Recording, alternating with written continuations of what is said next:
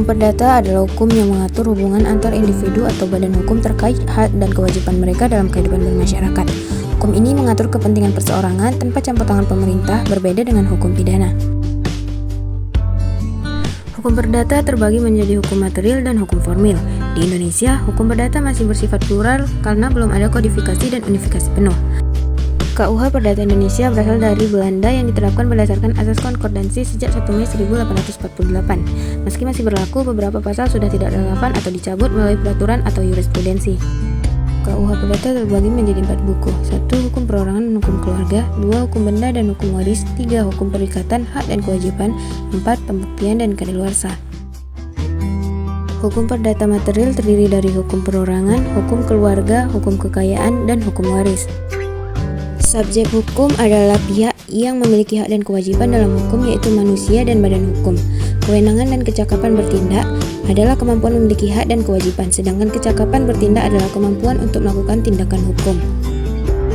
Akibat ketidakcakapan, perjanjian yang dibuatnya bisa dibatalkan kecuali ia sudah dewasa atau menjadi cakap hukum. Tempat tinggal atau domisili yang digunakan untuk pelaksanaan hak dan kewajiban hukum termasuk untuk urusan pengadilan. Catatan sipil adalah pencatatan peristiwa penting hidup seseorang yang diakui oleh hukum sebagai bukti yang sah. Kewarganegaraan dan cara mendapatkannya melalui permohonan, proses pemeriksaan, keputusan presiden, efektivitas keputusan, penyerahan dokumen keimigrasian, dan bukti sah kewarganegaraan. Badan hukum adalah organisasi yang didirikan dengan akta otentik dan diakui sebagai subjek hukum yang memiliki hak dan kewajiban selain manusia. Unsur-unsurnya perkumpulan, tujuan tertentu, harta kekayaan, hak dan kewajiban, hak menggugat atau digugat.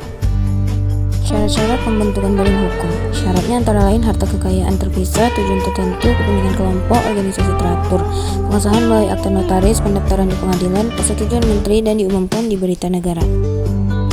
Teori-teori badan hukum. 1. Teori fiksi. Badan hukum hanya fiksi buatan negara. 2. Teori kekayaan yang memiliki tujuan tertentu.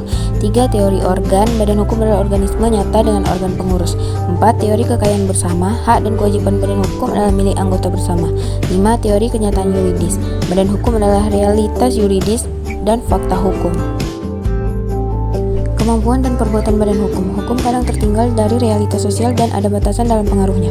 Misalnya dalam pencegahan korupsi yang tetap sulit meski sudah ada hukum tegas. Hukum pidana hanya mengatasi gejala, bukan akar masalah. Perbuatan hukum adalah tindakan yang dilakukan manusia untuk menimbulkan akibat hukum.